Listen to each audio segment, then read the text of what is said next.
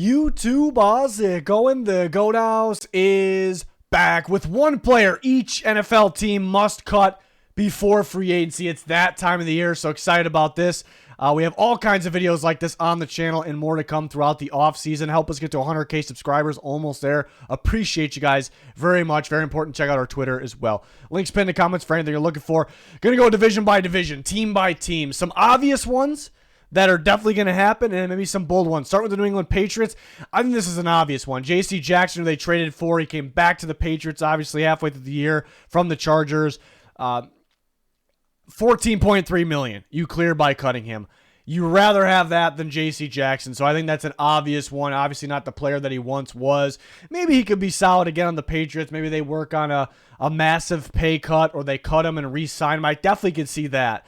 They kind of do away with this contract and they re-sign him for a pretty cheap deal. Maybe he would like that as well because it seems like a fit there. But again, Bill Belichick not there. I think it's going to be a similar defense, but you got to cut him and get that. And the Patriots are pretty good in terms of cap space, but man, if you can cut him and get that $14.3 million extra, that's a lot. There's a lot of cap space there, so a no-brainer in my opinion.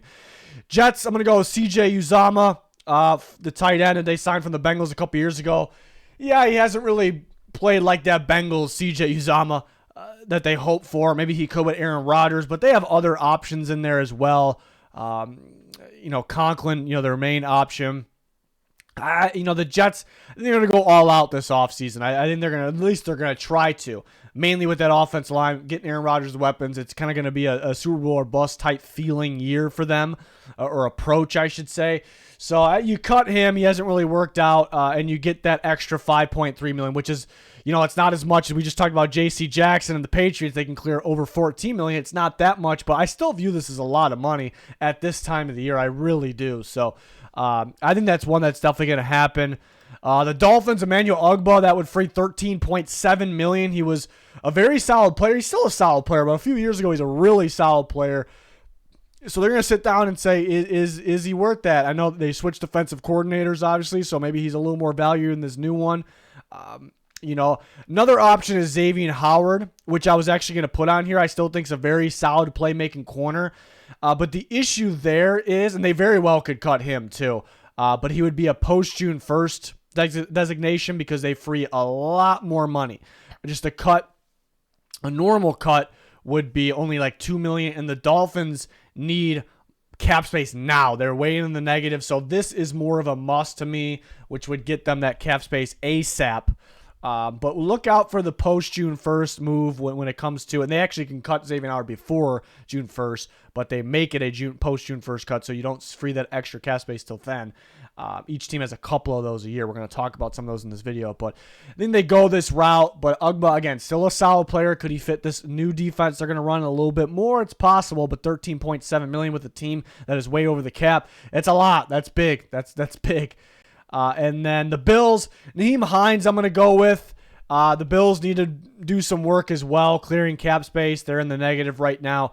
I know they like Hines. They like him as a returner, obviously, if he's healthy, but they have other options for that spot, and they would rather have that $4.9 million. They may make some tough decisions elsewhere with some good players, but those are up in the air and what they'll do. I think Hines is the guy that they could cut. There's no obvious yes, they have to cut him for the Buffalo Bills, but this is one that stands out the most for me.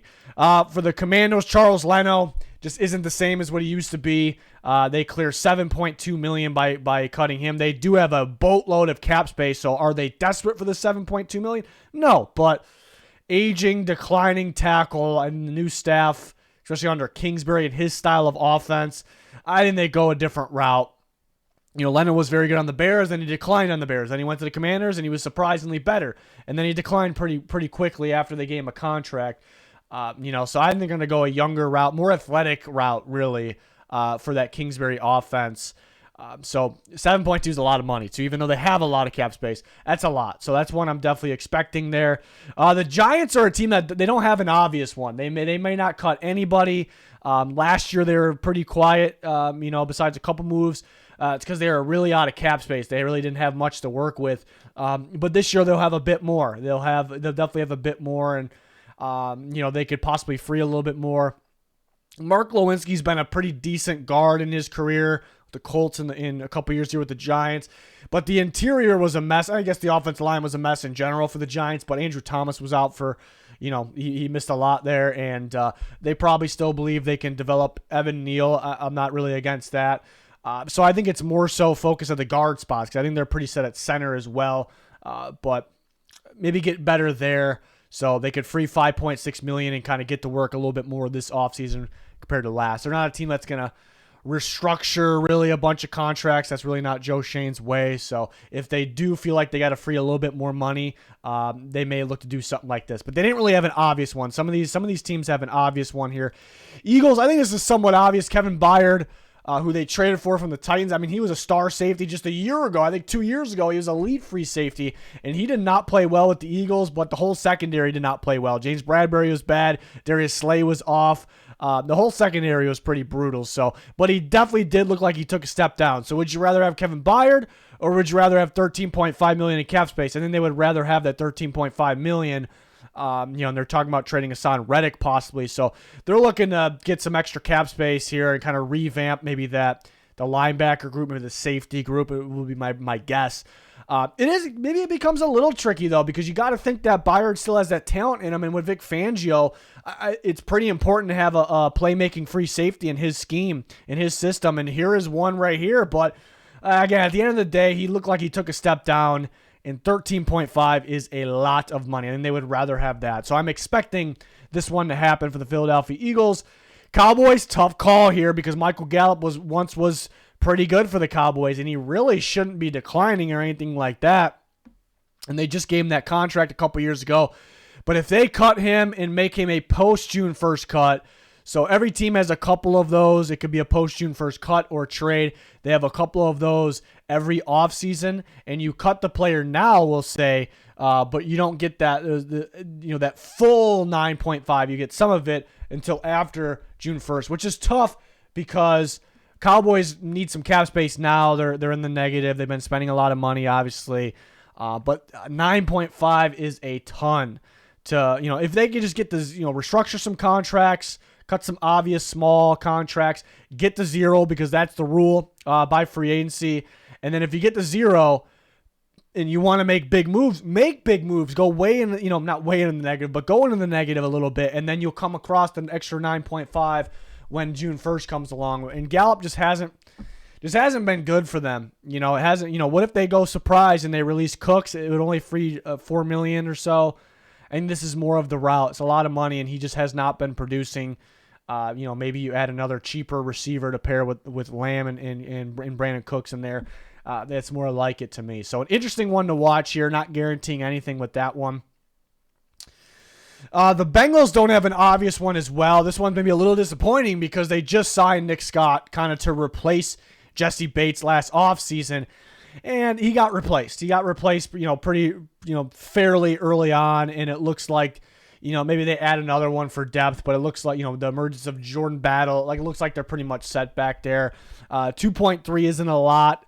$2.3 million. I think it's definitely something that can help you, that can give you you could sign a guy for a 1 year, 2 point, like a veteran later in free agency, or a young depth guy, perhaps for that. So it's definitely something.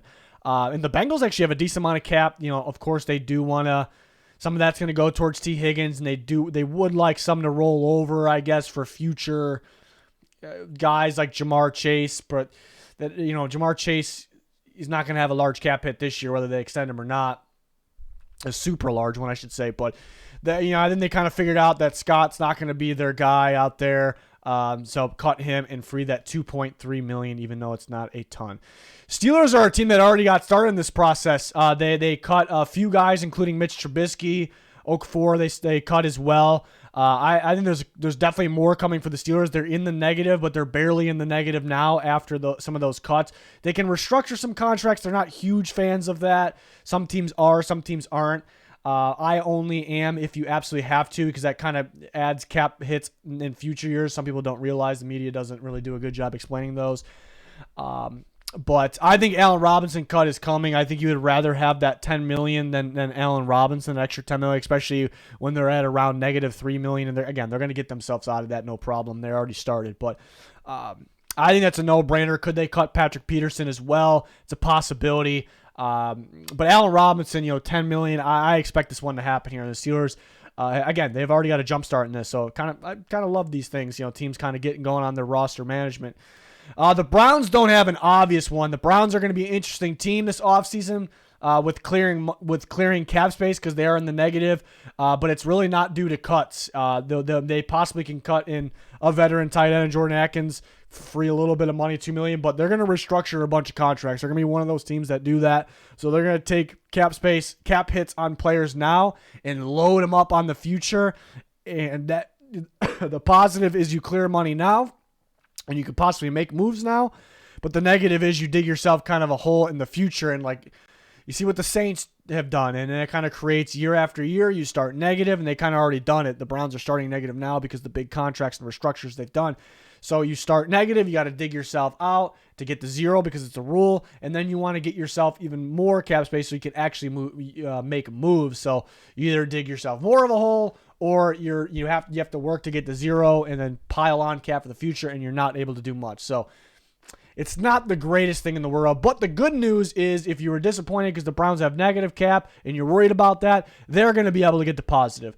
Deshaun Watson, Myles Garrett. I don't think Myles Garrett actually frees a lot in restructure. I have a whole spreadsheet on all this for our Twitter subscribers on what they can do and how much they clear. But Deshaun Watson's going to free a ton in a restructure. And again, it's not a pay cut, it's a restructure. But in terms of cuts, they don't have a lot of obvious ones. One with Atkins here for $2 million.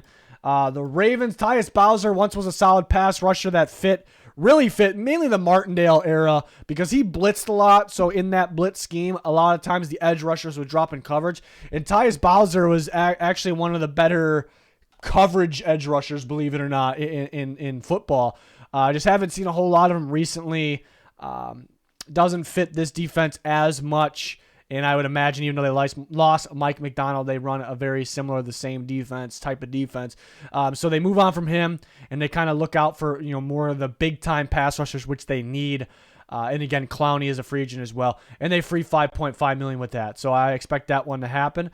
For the Bears, Eddie Jackson, who once was a star safety for them, then he kind of took a big step down, and now he's kind of playing a little bit better, but I just don't think well enough where you have that $12 million sitting there. I think you rather have that $12 million. The Bears, are they desperate for that amount of money? No, they're pretty good at cap space. I'm excited for the offseason for the Bears this year because they're ready to take that next step. They have that cap space. They have the draft capital, especially early in the draft.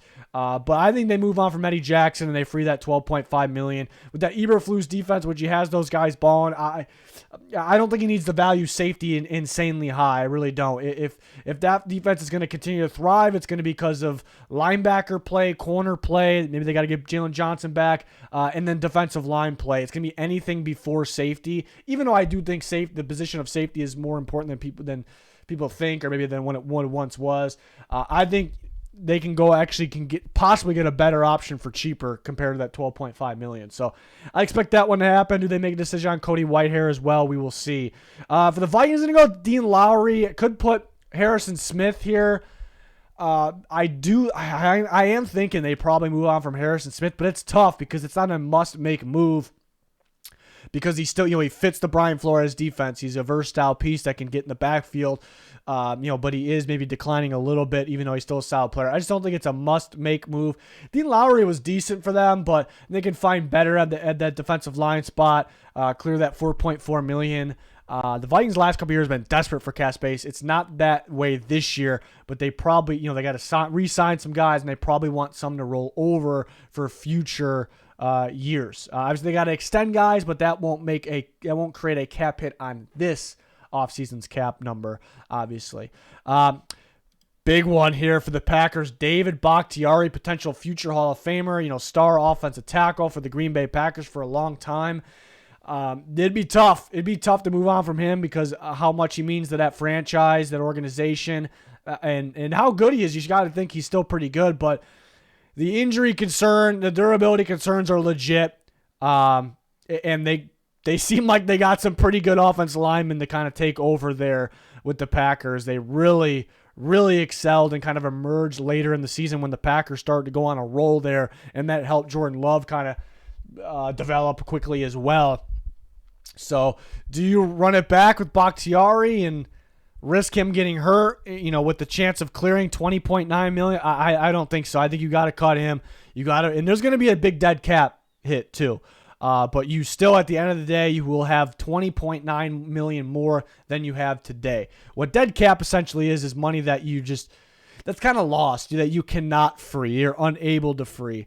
But at the end of the day, from where they are now, they would free $20.9 million more, and they are in the negative right now, not by a ton, but they could definitely use that cap space to help that team take that next step because they were getting pretty good at the end of last year. For the Lions, they don't have a ton of obvious ones here. Go Tracy Walker. Then they got some young guys kind of stepping up, there, and they're probably going to add more in the secondary as well. So and they have a decent amount of cap space for a good team. So I'm excited to see if they kind of make up quite a few moves, big moves, and take that next step to be that more legit contender. But they can move on from Walker and free an extra 5.5. Seems like a good move there. Titans don't have an obvious one as well. They just signed Andre Dillard last offseason. He was not good for them, unfortunately. But the whole offensive line was pretty bad. Maybe the new staff feels like they'd rather keep him because for a tackle with experience, $6.4 million, it's a lot of money, but at the same time, sometimes you'd rather have the tackle with experience. And this is a post-June 1st cut as well. You would free a fraction of this, just with a regular cut. But the Titans aren't desperate. They're not desperate for cap space. They have a boatload. They have a boatload of space. So they can cut him now, and they can cut, get that extra, cap space June 1st, and they don't need it right now to make signings and everything like that. So it's something they can do. They did not have an obvious one, the Tennessee Titans. They may not make, every team's going to make minor cuts as well. I didn't really want to focus on the cuts that are going to free $720K, even though that it is a lot of money, I guess, to us. But so they don't really need to cut guys like this, but they very well could here with Andre Dillard. Do they make a tough decision with DeAndre Hopkins? I think they would probably keep or trade him, if anything. For the Colts, going to go Ashton Dulin, $3 million. I think that's an easy one. I think you'd rather have that $3 million. The Colts, once again, have a decent amount of cap space. It feels like every single year they have a decent amount of cap space. They never really do a whole lot with it. They're more of teams that just focus on re-signing their guys. There's been some talk they might do a little bit more damage this offseason. Maybe Steichen kind of gets Ballard going a little bit, but they kind of been a team that has a lot of cap space. They don't have the most cap space, but they have a decent amount. But every year they have a decent amount of cap space, and it's not a whole lot of action besides kind of playing it safe and re-signing guys. But I guess what's the point of having a lot of cap space then? So maybe they finally do some damage. But this is one where I think you could kind of get a free $3 million here. Do they try to rework DeForest Buckner's deal because that's over $20 million on the line there, which is a very good player though. For the Jags, Rayshawn Jenkins, solid player, playmaker, was better 2 years ago than last year. They're bringing in a new defensive coach in Ryan Nielsen. I think you can find better safety fits. The Jags have a little bit of cap space. 2 years ago they went crazy. Remember, they went crazy, so they were unable to go do much of anything last offseason. Now, I think we're kind of going to be in between those two this year. I think they're going to be like, all right, we have a little bit more freedom, but at the same time, we got to re-sign some key guys. So I think they could definitely use the cap space. You free a lot more, making him a post-June 1st cut. Jenkins, that is, with $9.2 million. But again, they can cut him right away, but they won't free the entire $9.2 million until post-June 1st. But they're positive cap right now, so that's good. So they can kind of make some moves, backload some contracts, or make some other moves. And if they're in the negative, then after they get started with free agency, that's fine because they'll come by some extra cap space here when June 1st comes along. So maybe Zay Jones could be a bold one. They could be frees are like 7.7, 7.4, 7.7 range, top of my head. With Zay Jones with the post-June 1st move, maybe you'd rather keep him. So some tough decisions coming for the Jacksonville Jaguars there, but Jenkins is one to watch. Texans don't have an obvious one. I went with Robert Woods, though. They brought him in last year. I was a little surprised about that, but it was kind of get a veteran mind that knows ball in there. Maybe good for not just the other receivers like Tank Dell, the young receivers like Tank Dell and Nico Collins, but for C.J. Stroud as well. So I think it kind of did its job. I think they need to get better at receiver and healthier at receiver. somebody to pair with Tank Dell and Nico Collins. So maybe move on from him and free that $4.9 million. Of course, they're not going to be desperate for that $4.9 million. Pretty decent cap space. So decent cap space for them. So I'm excited about them this offseason. They'll probably make some smaller moves like Case Keenum, perhaps. Like move on from him, clear just over $1 million. So really no like eye-popping one there for the Texans. The Panthers will have some tough decisions on a number of guys, but none of them really free a ton of space. They have some space to work with, though, so it's okay. It's not the end of the world. I think Ian Thomas, maybe they move on from him, but I guess they have a tough decision with Hayden Hurst. He does, moving on from him frees little to nothing. I would rather keep him probably or make him a post-June 1st move. But I'd probably rather keep him and move on from Ian Thomas. You also have Tommy Tremble. I don't think you're going to need Ian Thomas in Dave Cannell's offense. So move on from him, free $2.2 million. Another one, Dante Jackson. He's been kind of like surrounded by trade rumors at the deadline, like the last couple years. Could they cut him and free like over $5 million? Would they just? He started for them last year. Would they just rather have him in there? The defense was pretty good last year, so there's a number of guys they could move on from, some tough decisions, but it's not a lot of money that they're dealing with there. So this is one I'm kind of expecting to happen. For the Falcons, Taylor Heineke would free $6.5 million. They could keep him if maybe they move on from Ritter. I'm gonna think they keep Ritter as a backup and they find the quarterback to start for them. I thought about Jonnu Smith as well. He was pretty decent last year. They would free the same amount of money actually with Jonnu Smith, $6.5 million. I'm wondering if he's going to work in that new offense. The Zach Robinson offense. He was definitely like an Arthur Smith guy. So they could move on from him, but it's a tough decision. Maybe you'd rather have him than $6.5 million. Heineke, I think they'll move on from, and they clear that space right there. Saints are always an interesting team this time of the year because the way they go about things, they always have the least amount of cap space at this time, like far, far, far in the negative, over, negative 80, exceeding that point. And that's because they're, what they've done in the past and what they could still continue to do. They it started with them spending a lot of money and then really overspending in a way, but a lot of it on good players and making really good rosters that were close, being really good, making the playoffs, close to winning Super Bowls, and then since they did that, one offseason came and they spent way too much money, so they had to restructure deals. They had to clear because it's a rule to get the $0 or under the cap by free agency. So they had to take all that money and restructure deals and push it back to multiple future years. So they do that, and it's kind of like a cycle. So next year they spend a lot of money and they push so much money back to that year. So there they go again. They got to kind of dig themselves out. And last year they spent money on Derek Carr, so that piles on top of it. So they continue to do that, and it created a cycle, and it's going to kind of last for them for a long time. It's tough because I do think the roster is better than where they've been at, where they've been finishing. I do think health has been a big reason for them being disappointed, I suppose. Maybe Derek Carr was a little disappointing last year. Maybe coaching is an issue. But it's tough because they have a good roster, so they want to keep this roster alive. But at some point, you're going to have to just clear that money because you have no choice but to restructure contracts this year and make some tough decisions in cuts. And then just stay at zero. Don't make any moves. It's tough, but don't make any moves and just try to not pile as much money on for future as you can. At some point, they're going to have to do that because it's a loop for them. So they actually don't have, this is tough because they're going to restructure, they're going to clear money, they're going to do it, no problem. Anybody can do it, but it's tough because they don't have like obvious cuts that will free a lot of money now, like today. That's the tough part. They will cut guys like today, like not today, but soon. They will, but they're going to have to make some of these guys post-June 1st cuts, and they won't, But I guess the positive with that is, again, they're going to restructure a ton of contracts. They're going to get even. They're probably going to get even further under the cap, get some extra space.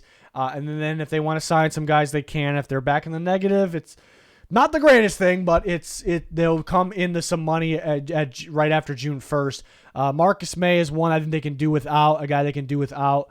Maybe a tough decision on Tyrann Mathieu. I think Michael Thomas is probably it for him. They won't free a lot of money with him. Maybe a tough decision on Taysom Hill. They bring in a new offensive coordinator. Maybe they view that, even though he's a key piece. Maybe that's really not what how they're gonna go about things with those trickery plays. So tough decisions for the Saints as usual. I think Marcus May could be one, and they come in across 7.2 million extra million there after June 1st. So it's always interesting offseason with the Saints. It's tough. For the Buccaneers, this is an obvious one. This one's going to happen. I fully expect it to happen, at least with the Buccaneers. Russell Gage, he was a big signing a couple years ago. This hasn't really worked out, and he's been injured, obviously. $11.1 million is a lot of money there. You would definitely rather have that.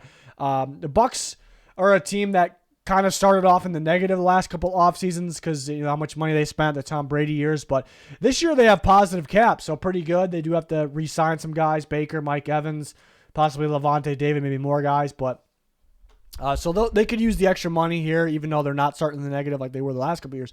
This one, again, I expect to happen. $11.1 million free with Russell Gage. No brainer to me. Chargers, here's a big one, maybe a bold one. Khalil Mack, $23.2 million. It's a lot of money. You could definitely argue he's worth it. He had a big-time year last year. He shows no signs of really slowing down too much. Chargers are pretty far in the negative when it comes to cap space. They can restructure some contracts. They don't have a long list of those they can do. They have some tough decisions. Maybe they cut. I almost put Eric Kendricks up here. Corey Linsley. Do they make a tough decision on him, or does he retire? Keenan Allen frees right around the same amount of money, $23 million. He is still great, but you could sit there and say $23 million. Keenan Allen, where we're at in a hole, we might rather have that $23 million. Maybe not. It's a tough decision. But with Khalil Mack, again, tough decision. But I would rather have the $23.2 million, even though he's very, very solid. He's a guy that you can, decide we'd rather keep Khalil Mack and forget that $23 million, and then he gets injured, this year because he does have durability concerns. I know you can't really count on a guy getting injured. That's tough, but and the emergence of Tuli Peloto, he's solid. I know Joey Bosa needs to stay healthy. They could add another one for much cheaper in this. Do they cut him? Do they bring back Mac, or do they rework his deal, not restructure, rework his deal for it to be cheaper? Those are possibilities as well, but it's a tough decision, but it's a business decision you have to make. I think I would rather have that $23.2 million. For the Broncos, you may have expected to see Russell Wilson here, but I can't really say Russell Wilson is a must-cut player. I do think they move on from him. I think that's good, but it's going to free $0. And it's going to have to be a post-June 1st cut. Doesn't mean they have to wait till after June 1st to actually cut him. They can cut him before, but they're going to have to designate that to the league as a post-June 1st cut, or they would actually go backwards in cap space. They would lose money because of that contract. So it would actually, it's going to do absolutely nothing, making him a junior. It's going to $0. So, is it a must-make move? I mean, they do it, and they should do it, but it's not a must-make move. I think Tim Patrick, which unfortunate because he was a solid receiver and he just kept getting injured over and over again, but you would much rather have the $9.5 million than a guy coming off multiple injuries. Who knows if he's the same? And he wasn't the speediest guy before the injuries as well, even though he was a solid possession receiver. Much rather have the $9.5 million. They're a little bit of a hole right now, too. They kind of need to... There's other guys they can move on from. Again, for our Twitter subs, I have a whole spreadsheet with a list of guys and how much they clear. But this is a no-brainer to me. I think they're going to do it. Raiders, definitely expecting this one. It's another one of those that has to be a post-June 1st move. Again, they don't have to wait till after June 1st to actually cut them. They just have to tell the league, hey, this is one of our, every team has a couple of them on off season. This is one of our post-June 1st moves, and they free a little bit extra space there. So move on from Jimmy Garoppolo. That looked like a miss last year. It was a McDaniels type guy anyways, and free that $12.8 million. Get another quarterback to pair with Aiden O'Connell. Makes a lot of sense. So they wouldn't come across that money until after June 1st, that extra money.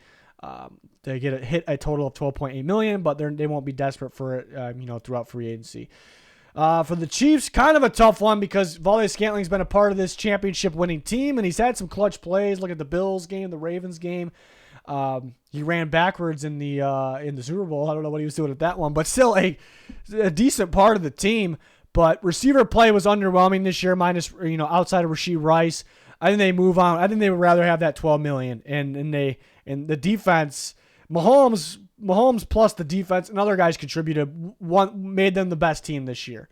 I think they got to realize that they need to get going again at receiver. We don't, doesn't mean they got to spend Tyreek Hill money, anything like that or close to that, but you got to take it a little more serious. Go find some more Rashee Rices, whether it's free agency or the draft. So move on from him, free the $12 million.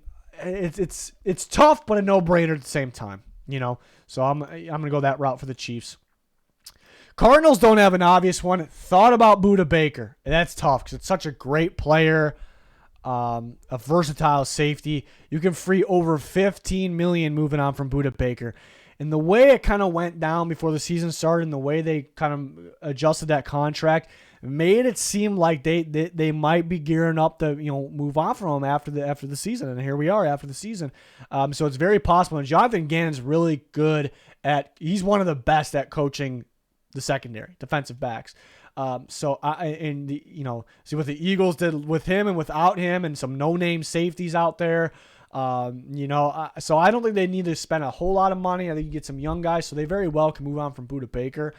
But after that, they don't have I can't really say he's a must cut because he's still a really, really good player and he can be really great in that Gannon defense. If they build it up a little bit more.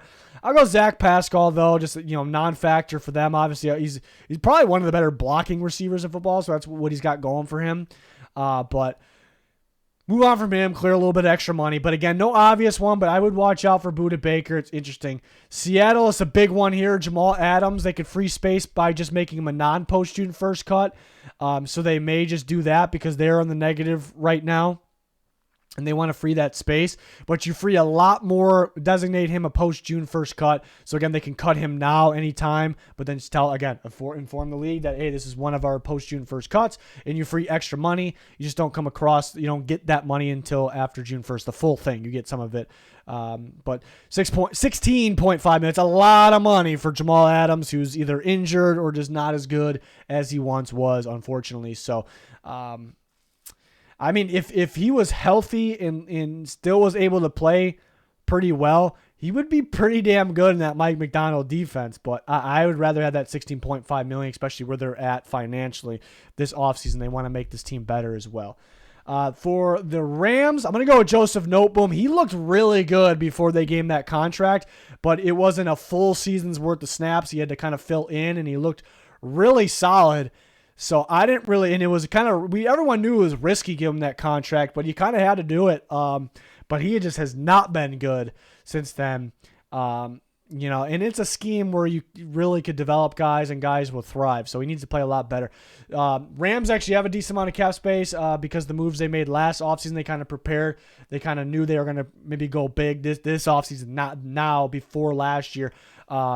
So they're not desperate for space, but this would be absolutely huge. They can get $15 million more extra. I think that'd be a post-June 1st move to get that $15 million. So that's one to watch out for. And then one more team, the 49ers. How about a bold one to end us off here? It's pretty bold with Ark Armstead, who's a really good football player. I thought he played a pretty good game in the Super Bowl as well. A unique defensive lineman that can play multiple different alignments. This is tough, and I'm not predicting it'll happen. I'm not saying with this video, I'm not saying this will happen. There's some in this video where I'm saying it's going to happen, but tough decision here. The Niners need some cap space. Of course, a post-June 1st move would mean they'd have to wait a little bit for a lot of the cap space, but this is the way I look at it. Again, I don't think he was a major factor during this year. I thought he was better in the playoffs, but I don't think he was a major factor. So you compare, his talent right now to $18 million. It's not too far off, but I think I'd rather have $18 million. But then the bigger picture, the bigger factor here is he that much of a need in that Steve Wilkes defense? He was in the DeMeco Ryans defense. That type of player really fit that defense, and he was better in that defense. And they signed Javon Hargrave, who's more your traditional D tackle, which is more important in Steve Wilkes' defense. Different players obviously used both at the same time, but they got him big money last year. So this is a possibility here. I think they would rather have the $18 million. I think for me, I always loved Armstead and his game. I still do. It's a tough decision. I think if you make some minor cuts and you restructure some contracts, and you can extend guys and push money back, maybe Ayuk, maybe he wants out. I don't know what's going on there. and just get over $0, more than $0, and then make some moves. You're not going to go crazy. There's probably not going to be a Javon Hargrave signing for them. Make some moves, and then you can go back, drop back down the negative then after that, and then you're going to be coming along the $18 million. So I think that's kind of the route that they could go. And kind of get an athletic defensive tackle that is cheaper than Armstead. Maybe you attack that in the draft. So very tough decision here. They may not do it. I don't blame them either way, really. I really don't. So that's an interesting one. They don't really have obvious ones, the Niners. There's not one where I'm like, yes, they're doing this. I'm going to put it in the video. They really don't have that. So they're going to have to restructure some deals there, make some moves. Extending essentially restructures deals too. Signing the guy, unless they're really cheap right now, that doesn't really do you any good financially right now. So we'll see what they do to try to get over that hump. It's been a grind. They've had really good teams. It's unfortunate though. But that is going to do it for this one, a video we do every single year. So hopefully you guys enjoyed this one. We have the same video, but for signings, players they should sign. I think I'm going to do the same one with players they should re-sign, like key free agents they should re-sign. And then we have free agency rankings. We'll have some free agency sleeper videos. We'll have prediction videos, franchise tag videos, closer to free agency, which it's really around the corner. So draft content as well. So join us. Check out those important links pinned in the comments. It's going to do it for this one. Thanks for watching. Goodbye.